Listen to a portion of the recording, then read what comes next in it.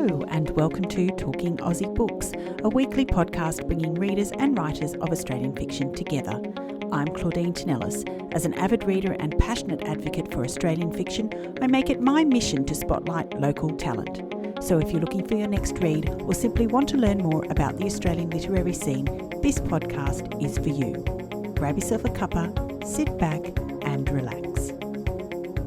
In 2020, Allen Unwin, one of Australia's big five publishers, announced the opening of submissions for its inaugural Crime Fiction Prize, a competition that was open to both published and unpublished Australian or New Zealand writers of crime fiction. And from 340 manuscripts submitted, one winner emerged. Vikki Petraitis is the author of a number of crime books, including the best-selling book The Frankston Murders, about serial killer Paul Denyer, and the Phillip Island murder. More recently, Vikki has made two highly successful podcast series with Case File Presents, series which have topped charts around the world and enjoyed millions of downloads. It's this true crime writing and investigative experience that Vikki brought to her first work of fiction, The Unbelieved. Now that I've devoured it from cover to cover, I can certainly understand why it won this accolade. Empowering, explosive, gritty, and insightful, The Unbelieved is a story everyone should have on their must-read list. And I'm more than delighted, thrilled actually, to have the opportunity to speak about it with Vikki on the podcast today. Welcome, Vikki. Oh, thank you so much for having me, Claudine. It's my pleasure. And as I said before we started recording, I wanted to say congratulations on this novel. How are you feeling about its publication? Look, it came out in a rush. It's very different. Like, this is number 18, in terms of books for me. It's very, very different when you write fiction. When you write true crime, the focus is very rarely on the writer. You just put out the book. The focus is always on the crime. And so for me, it was kind of stepping out of my regular zone where I put a book out and everybody talks about a crime and the crime gets recognition, and all of a sudden the spotlight turns on the author. So I found that really interesting. And I also found it interesting that I kind of got included in a lot of writers' festivals since the book came out in August, which really doesn't happen. So normally it's just me and my computer or me and my microphone, and this one has been a bit more spotlighty. Yeah.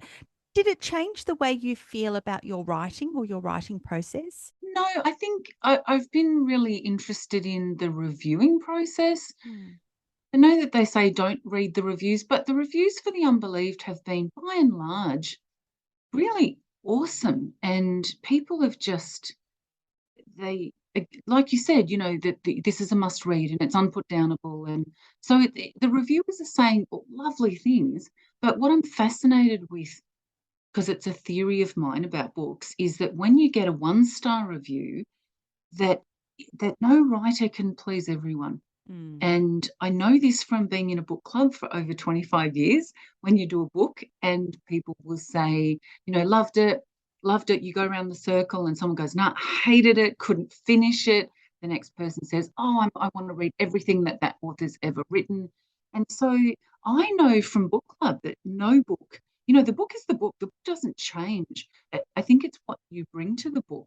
And so I think as a writer, I love that it has resonated with a lot of people. Yeah. I also acknowledge that it won't resonate with other people, and that's okay. I just wish reviewers would be a little bit more, saying this book didn't suit me, rather than there's something wrong with this book.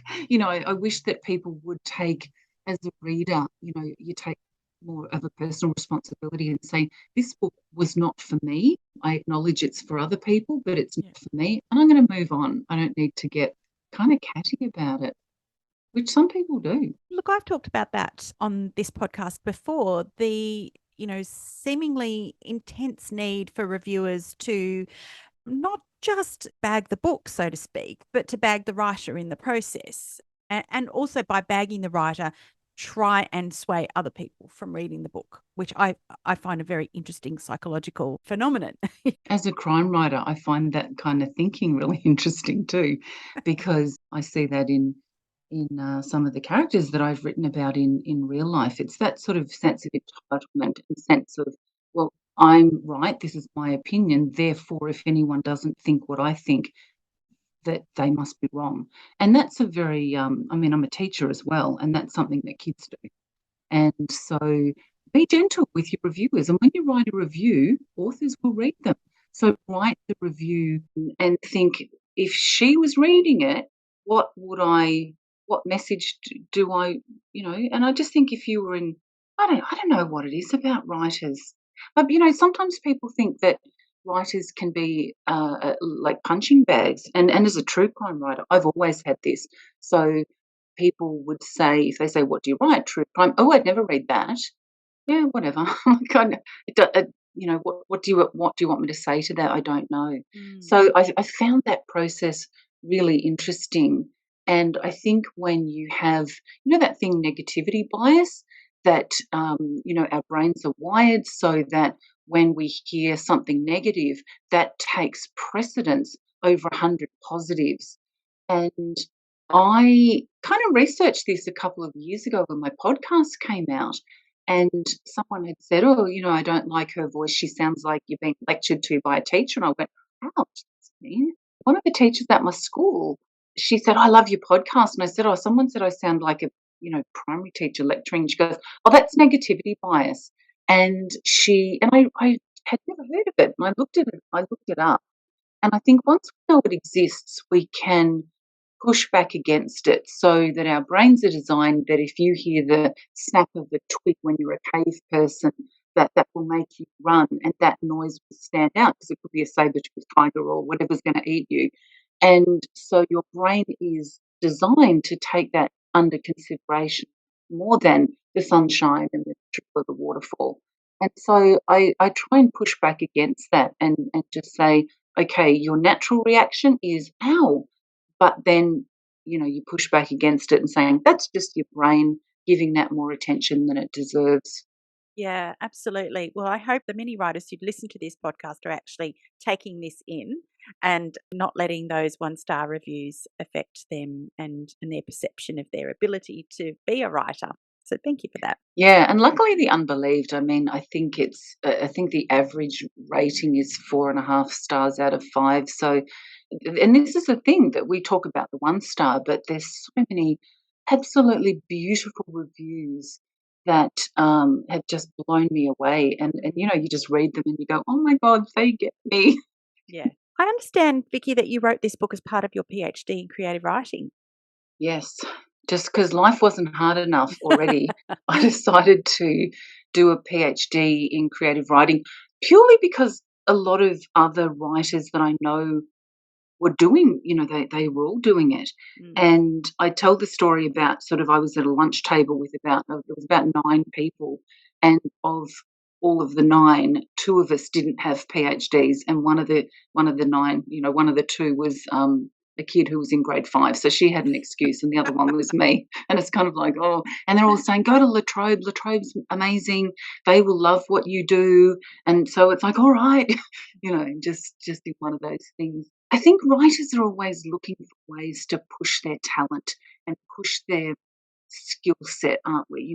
That you don't just write a book and go, well, that's it. I don't ever have to do that again. Mm. I think for me, ever since I was in my early 20s, the minute a book was finished, I was almost like, that chipmunk at the beginning of, is it that cartoon that the little chipmunk is kind of, chasing the nut? Ice Age, that's Ice right. Age, yes. And might not even be a chipmunk, but you know what I mean. And kind of that, like that nervous twitch of got to be writing, got to be writing. And I think that I've always had that. And the minute a book is finished, the minute it's handed over to a publisher, I'm like, what's next? What's next? I cannot not have a book to be working on. And so I think for me, it's always been next, next, and what can I do? What story can I tell? How can I push at the boundaries of what I'm doing? And every time I get to the next level, it's like, what's next? What's next? Yeah. And so the PhD was a natural progression for that. And one of the lecturers, Dr. Kelly Gardner, who's just amazing, and she said to me, take it slowly, just enjoy this journey. Don't treat it like, writers are like book a year, book a year. Just take it slowly and enjoy the ride, enjoy the learning. And I really took that on board. And so I finessed that book for 4 years. And then when Allen Unwin announced their crime prize, I went, that's it, I'm going to win that. And I'm going to use the deadline for the crime prize as the deadline for me to finish this. And it was probably about maybe 60 or 70,000 words into the 80 that it had to be. So it was just this finessing process that by the time I handed it in, I would be really surprised if there were more than one or two typos. It was as perfect as I could get it. And I thought, I really felt confident that I would win it because it was something that I had put my heart and soul into. And the fact, when I got that phone call and when Jane Halfreman, rang me and said, "You've won the prize." And I went, "I knew it, I knew it." I know a lot of people, they're humble. I'm not, not where that was concerned, like this.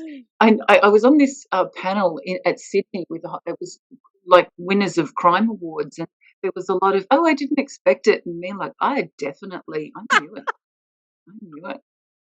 Is I- that wrong? Do I sound mean? As I said, having read your book now, I can totally understand why it did win. And more power to you for having that self belief. I've never suffered from that. Like a lot of people Yeah. have imposter syndrome, and Yeah. I've just always been too busy and too fixated on what's next, to ever be worried about what will people think. Just I don't know. It's like being on a steam train that you're just chugging forward all the time and never looking back to wonder if you're good enough. Or I'm very lucky to have never suffered from that ever. I love that. So, is the published version different from what you produced initially? So, what you submitted to the Crime Prize, is it different from what was published?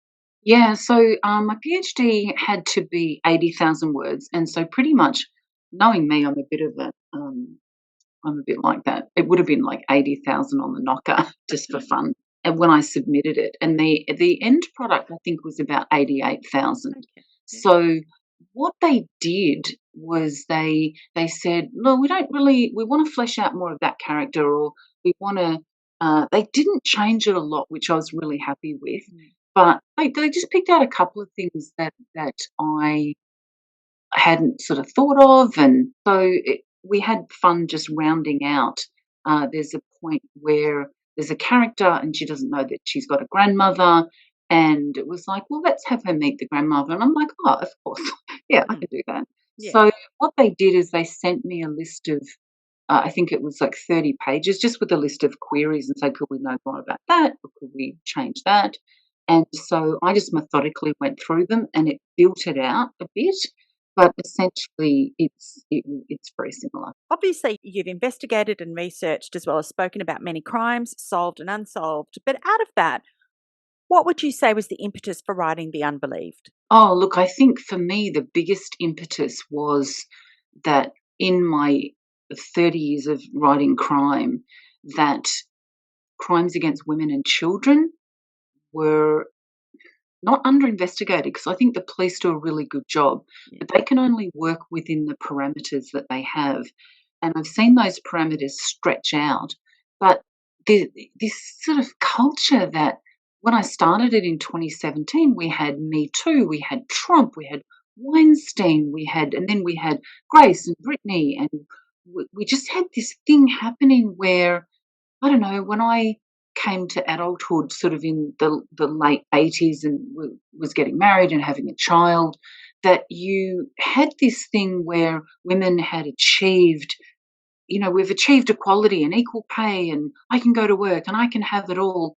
And then as you get a bit older, you think, yeah, you can have it all, women, but you have to do it all, and you'll do the lion's share of the housework and the childcare, and you'll have to be the parent and the caregiver at home, as if you don't work. Then you get to a particular age, I hit my 50s, and you start to look around and see women around you being overlooked for promotion and this natural line of promotion. And I worked in education, so you see this natural anointing of men appointing men who look like them and sound like them and have similar backgrounds, and you see women being overlooked, and you just kind of think there's something going on here that we need to, that needs to be addressed. And I think that's part of the reason why The Unbelieved resonates with so many women, is that you have that boss that you butt heads against, and that that if you stand up for yourself, it is a career limiting move.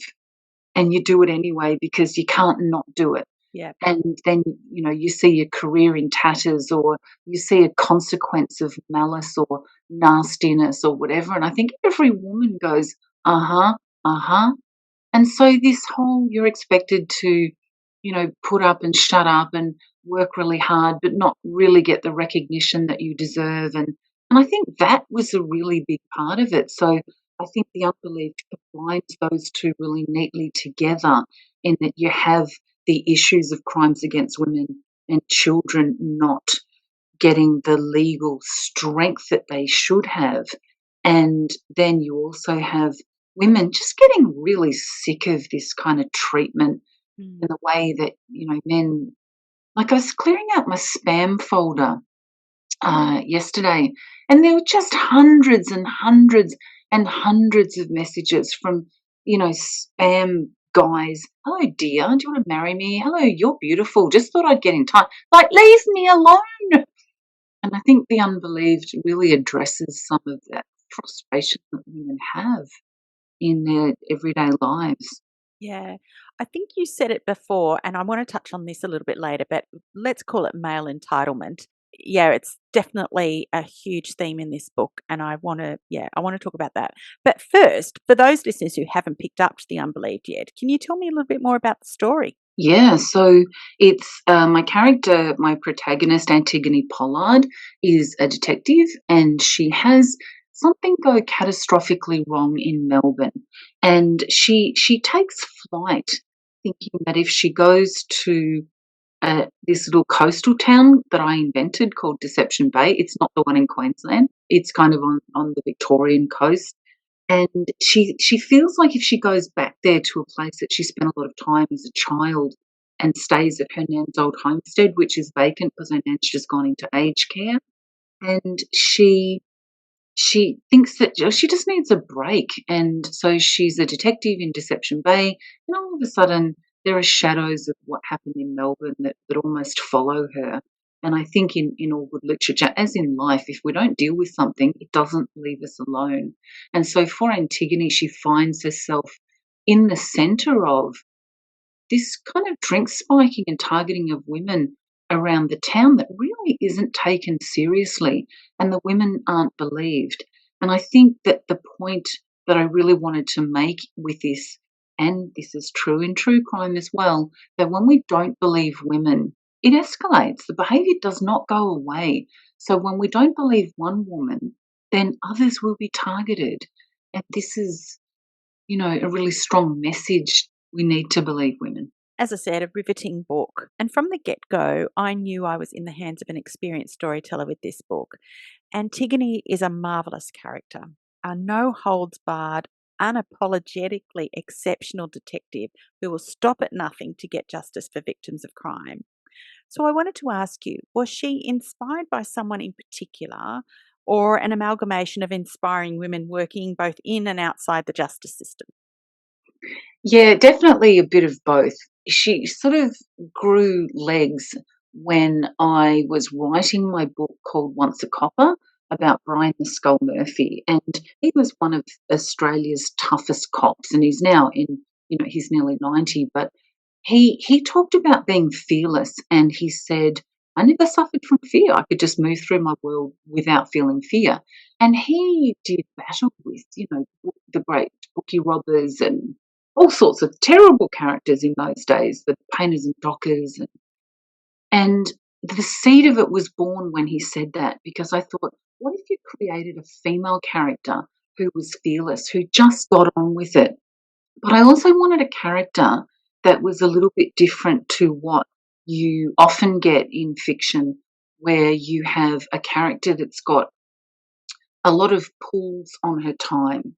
And so that she might be pregnant or miscarrying or having an affair, or she's got kids to pick up, or she's got elderly parents. And what we do is we just hammer our female protagonists and make life just so hard for her to wade through. And I made the decision for me and my character, I wanted her to have no pull on her time, so that she could choose to sit down and have a contemplative cup of tea if she wanted to. And no one's going, Mum, what's for dinner? I thought, Jack Reacher doesn't have a pull on his time.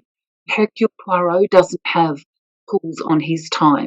He can just get on with stuff. And I really wanted to create a strong female character. I wanted her to have a really supportive partner as a detective partner, because in the job, women will often have to their side, they'll have men, particularly the younger generation of men, are so incredibly aware and incredibly articulate about equality. And they will often, if the power imbalance is from above, the man at the side will be going, "Are you okay? Is there anything I can do? I should have spoken up for you." And the woman's going, "I got this. Thank you, but I got this." And so I wanted to show how that dynamic worked. I didn't want to create, I think in our lives, most of the men that we all know, your dad and the brothers and the husband and the son-in-laws and the grandchildren, they're beautiful men, but these men do exist. And I think the fact that they do exist means we need to talk about them. But I wanted her to have this, that there's an array of really good blokes that are in the community as well. And so I wanted that balance. It's not all, blokes are evil, because that's not true in life either. So yeah, an amalgamation, but also this notion of fearlessness. I wanted to have her in boots and all. Yeah, well, she most certainly was that. As I said earlier, this book was empowering, and because what you've managed to do is to examine the narrative around sexual assault from both sides, how police and the legal system look at these cases, as well as the community and the media. And it begs us to consider how we talk about these cases, how we treat victims of sexual assault, how we talk about them, how the system treats them, etc. So, Vikki, can you share why this was something you wanted to explore in this novel? I wanted to explore it because often the language of inequality occurs without us noticing. And it occurs in subtle things, like we didn't really notice headlines. Oh, I did as a true crime writer, but when Jane Gilmore starts doing Fixed It, then we all of a sudden start to go, "Oh my God, that headline is shocking." And these things that happen where these subtleties, like I found these headlines once in a newspaper and showed them to a group of kids, and they argued, a group of Year 10 students in an ethics class, and they argued that they were okay. So the headlines were, one of them was, "Good bloke says friend of murder-suicide dad." So the story was the dad had shot his children, his little children, and then driven the car, off a ledge, and he died.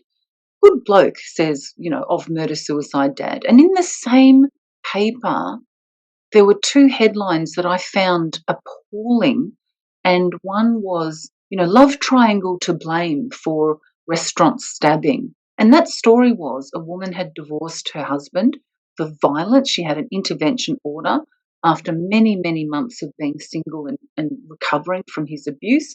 She goes online and has her first date, which is in a crowded lunchtime restaurant, with a man that she's never met before. And the stalky husband is caught on camera wearing a backpack, approaching this couple at lunch, and he stabs the man to death and stabs the woman. Thankfully, she didn't die, but very severely. And the headline is "Love Triangle to Blame." No, it's not. It's a violent stalker, entitled man that says, "If I can't have you, no one will." That's who's to blame. It's not a love triangle. Yeah. And then the second headline in the same newspaper, in bold, "Mother drops baby." And then the subheadline was, "When stabbed by armed intruder." And the message certainly was, girls, if you're going to get stabbed, don't drop the baby, because that's going to make the headline. And I thought, what are we doing to women? And I showed the kids, and there's a lot of kids that said, "That's all right, it's just clickbait, just want you to click on it." They didn't see any problem with that, and that frightens me, because we might be blind to inequality for a while, but all of this leads to a much bigger picture where women are blamed for everything. We're blamed for our own stabbings. We're blamed for dropping a baby if an armed intruder stabs us. We're blamed for the whole lot. And the flip side is men aren't. Men are either good blokes or they're left out of these headings completely. And that's what Jane Gilmore, I think, was trying to do. So that to me was a really, really important subtlety that needed to be addressed. Once you shine a spotlight on it, people can never not see it. I want to talk about the concept of a good bloke, and because this has come up quite frequently in recent episodes of this podcast as a result of books that peel back the facade of what it means to be a good bloke.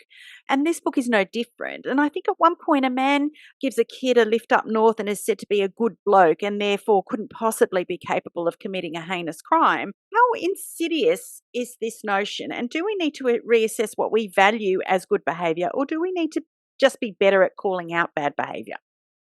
I think it all harks back to us not believing the women, doesn't it? So that particularly we see this in celebrity. So when a celebrity is accused of doing something heinous, we have this instant backlash. And we have this instant backlash of people who know the celebrity and they say, but he's a good bloke. I've never seen him behave like that. No, that's because he didn't sexually assault you. So we get this support from men and women that is so strident that it automatically puts the victim down.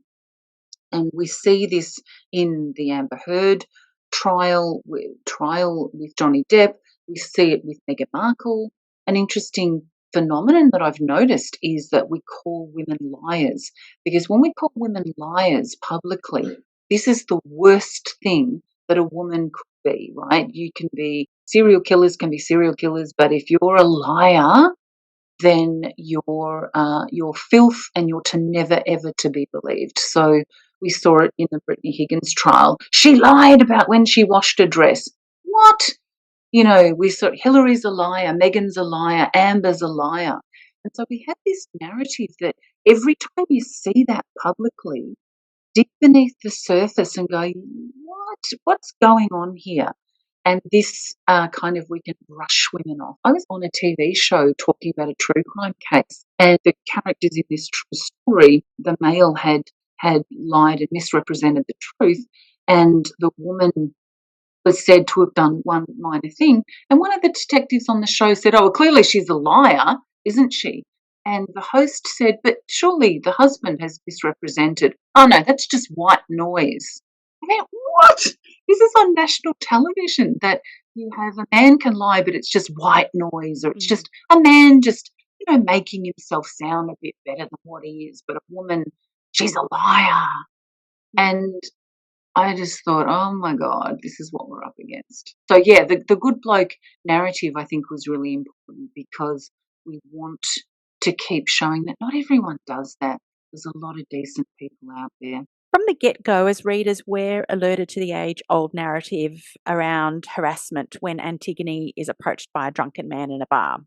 He asks her to dance, and when she refuses, he abuses her, as if it's his right to expect her to say yes, and that she's a bitch for not accepting his proposal. Moral entitlement is a large part of this story too, isn't it?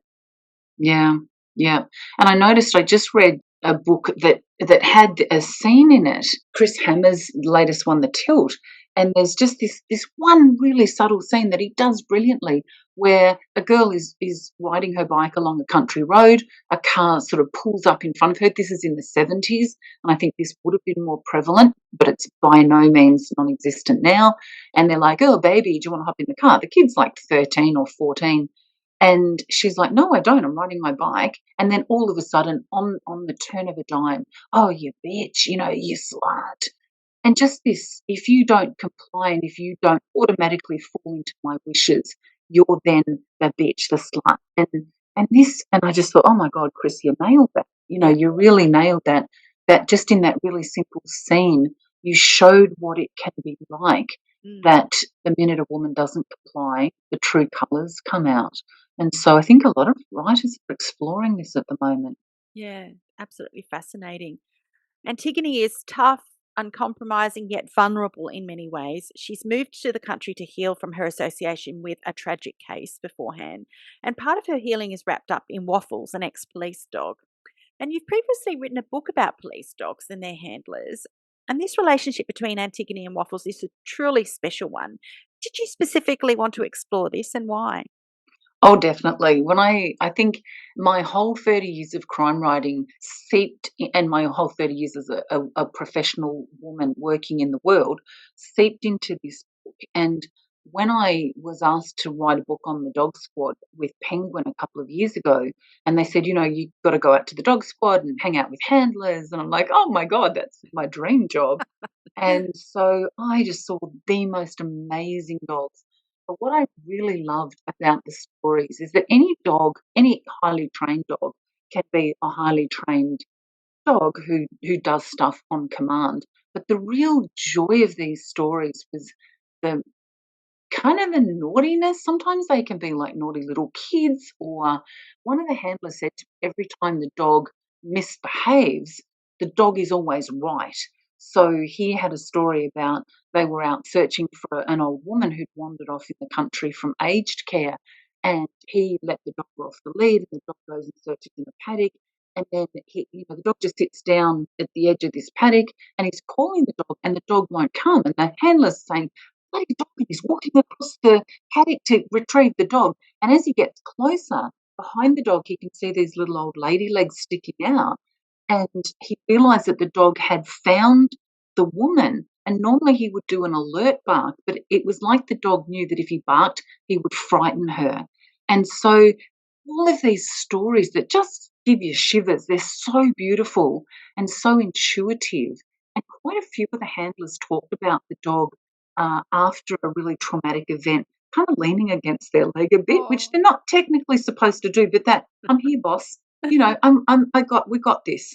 You're okay. And so I really wanted to capture those moments where the dogs did that, but also the excitement that when the dog is being particularly ferocious, its tail's wagging because it's having fun. And this is play to the dog. So that notion of Waffles being that alpha male and taking down bad guys, and she doesn't even have to ask. You can command a dog to attack, but you don't even have to ask. If the dog senses their handler is under threat, the dog will bite. And so, as many TV camera people and boom operators have found out, if they go and film at the dog squad, they'll get too close with the boom, the dog will just bite them. And the handler's like, yay, you've been baptized. So there's this kind of relationship that I just loved. And as a dog owner myself, I thought I want to give her a dog that's really, really powerful. I have really tiny, I just lost one of them, but my other one, she's like 5 kilos and she's tiny and fluffy. She's not going to do that to anyone. But I really like the idea of that kind of alpha companion, that if she's ever in jeopardy and she can't handle it, that the dog is going to step in. Yeah, absolutely. And you nailed that. And that relationship was just so beautiful. And it was comforting in a way to know that she had Waffles to Yeah. lean on when she needed him. Yeah. And Waffles, and I love this scene where, I have Antigone's ex-boyfriend arrive on the scene. And so not only does the dog protect her from predatory behavior and violent behavior, but the dog also protects her emotionally and Yeah. does a bit of the leg leaning and a bit of the creating that barrier and just going, no, no, don't go near her. Yeah. She doesn't want you to. That relationship that I think a lot of women, a lot of people have. It's not even a woman thing. A lot of people have with their dogs, don't they? Yeah. Antigone kind of leaps from the frying pan into the fire when she moves to Deception Bay. The spate of unsolved sexual assault cases or ones not pursued have got the town's women scared, and it's evident that there's something rotting in the town. In your investigations and research, how common is it to find towns like Deception Bay, towns that kind of close ranks? Look, I think I've done a few events with Marg Hickey, who wrote Stone Town and Cutter's End, and amazing books.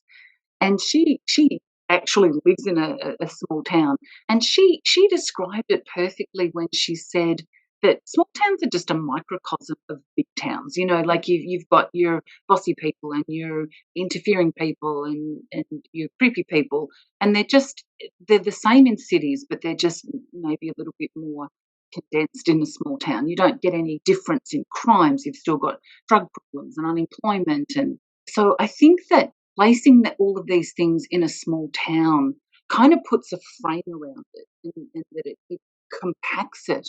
But I think any thing that resonates is a universal thing.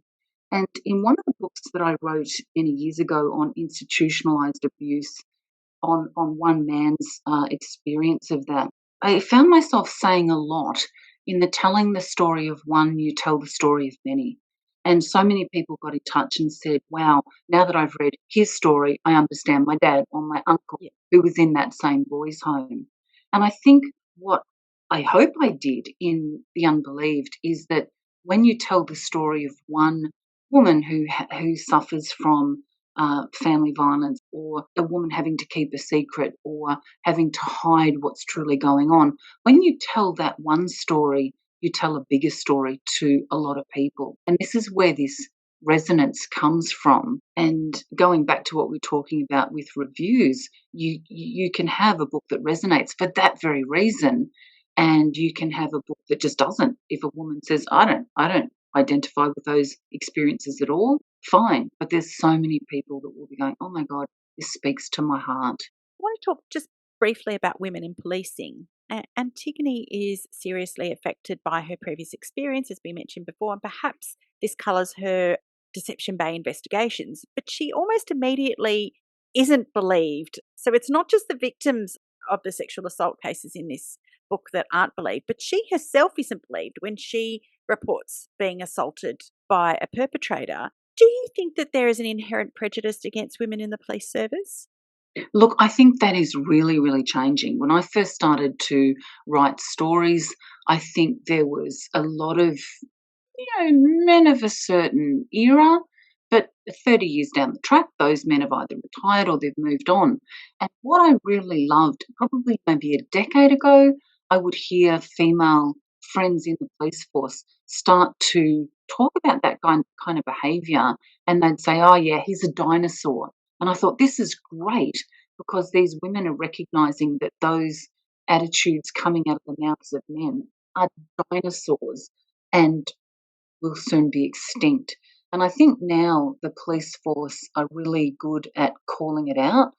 And I mean, there's always room for improvement. The police force, again, are a microcosm of society. But now we have a language for it. I think women back in the day would have just been putting up with that kind of appalling behaviour, as women did everywhere. A teacher friend of mine, she would go to work every day, and I think this would have been in the 70s, and that a guy would grope her breasts every morning and go, oh, hello to these puppies, or some sexual assault every morning.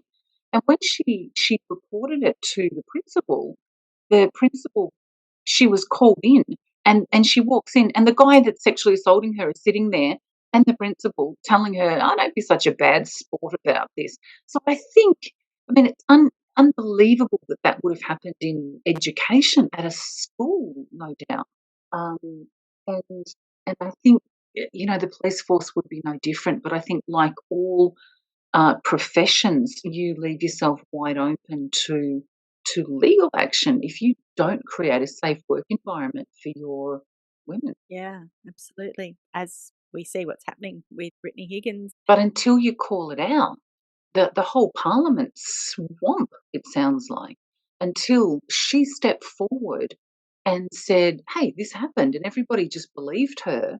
And then the whole thing had to change. The lid was lifted off it. When we don't believe women, it's the path of least resistance. Nothing has to change. Yeah. If we go, oh, Britney's a liar, then nothing changes. But if we say, I believe her, then everything has to change. Yeah. And that's a big, big lot of change. Indeed, it is. Vikki, if there was one thing that you would like listeners and readers to take away from your book, what would it be? I think that the book, even though it deals with some really tough topics, I think the book has a lot of heart. And I think that it is a gentle leading through these things, that when you read it, you will come out hopefully saying, whoa, I didn't know that. Wow, I need to know that.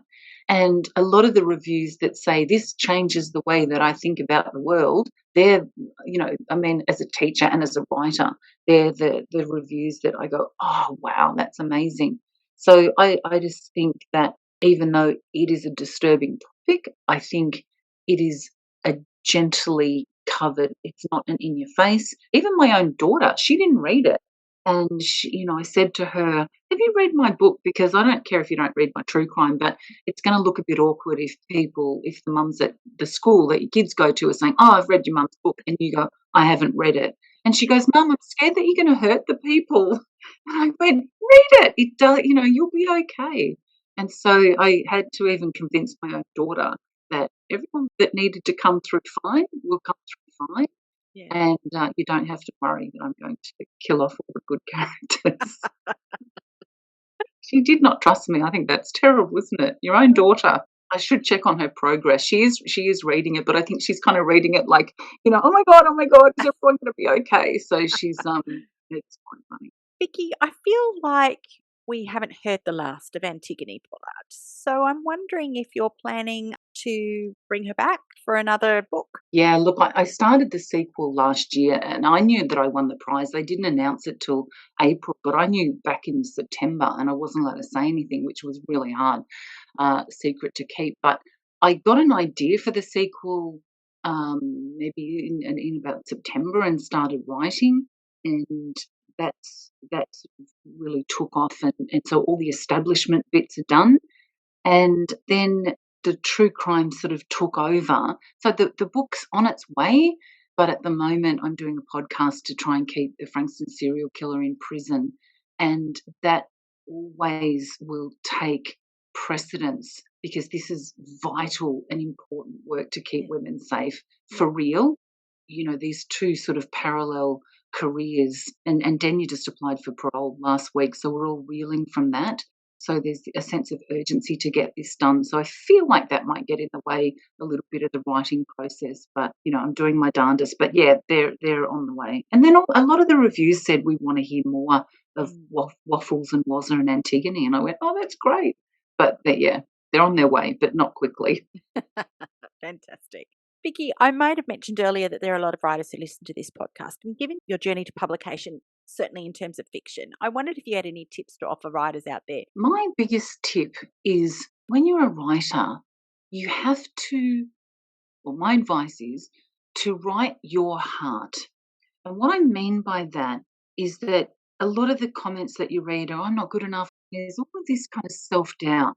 But the truth is that only I can write the Unbelieved, because every inch of my existence and life experience is poured into this book, and that's why it resonates.